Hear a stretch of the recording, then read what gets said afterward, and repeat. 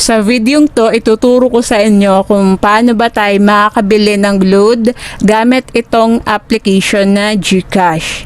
So, syempre, dapat meron tayong available balance dyan para makapag-buy tayo ng load. So, now, para makapag-proceed na po tayo agad-agad dyan.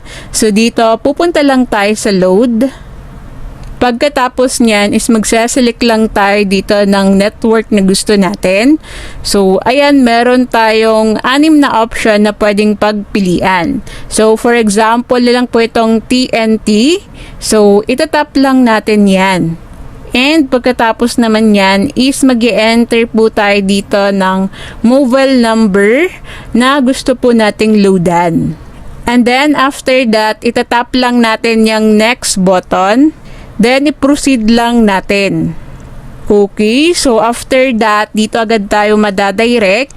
And mamimili po tayo dito ng gusto po natin. So, meron ditong regular, best value, and merong mga promos. So, mamili ka lang dito ng gusto nyo nga po. So, tayo dun na tayo sa regular. Magsaselect ka lang or mag-enter ka dito ng amount na gusto nyo nga pong i-load. So, tayo nga, ayan, piliin na natin yan. Pagkatapos nyan, dito sa baba, itap lang natin yung buy now.